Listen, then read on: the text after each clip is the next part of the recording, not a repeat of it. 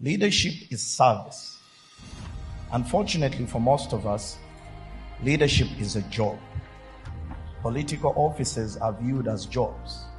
So we have job seekers running for offices so that they can get paid, so that they can make money. This has become a source of wealth.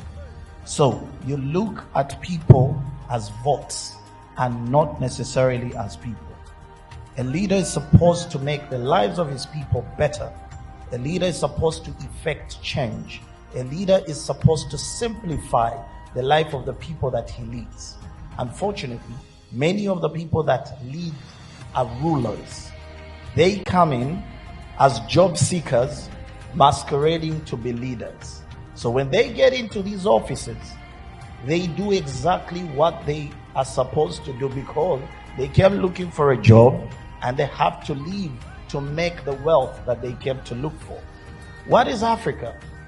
It is a bunch of imaginary lines that were created by some people seated in Berlin and decided that we are now a continent of different people.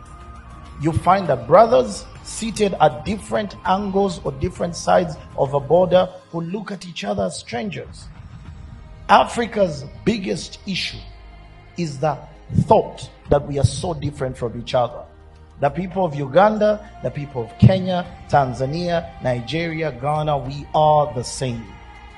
We have been divided by people who don't live here. But my country turned 62 yesterday. But we're still blaming the colonial master instead of taking responsibility as a people. Our issues with the politicians want to keep people divided. Why? Because we get votes. We ride on the misery of our people, all in the name of keeping ourselves in that selfishness called leadership. Take a step back. My brother says we need leaders. No, we don't need those leaders. The leaders needed are you and I. We are the leaders.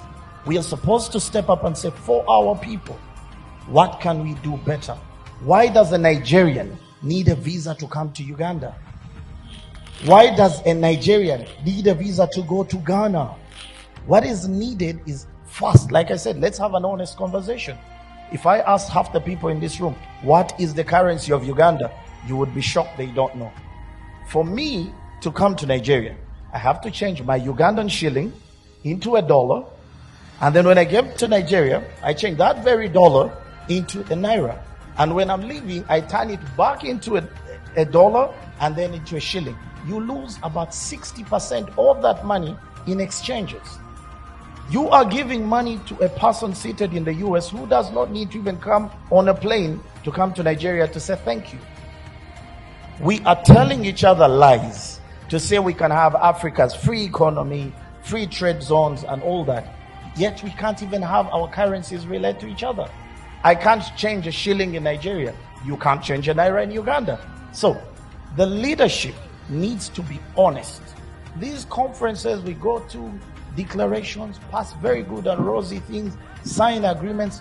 Where is the implementation? The leaders here, I challenge you. I drum to you. Wake up and say, let Uganda, Kenya, Tanzania, Nigeria work together. That is the only way we can start by saying this platform here is a challenge to you. That the people who organize this are not political leaders, but they are saying for the King of Toro and the Olu of Wari sitting together and saying, how do our people work together? I honestly, in all honesty, for the politicians here, you'll excuse me, I think the politicians, we are the biggest problem for Africa. We are. We are so hell-bent on keeping power instead of looking at the good of our people. Africa's solutions will only come from Africans.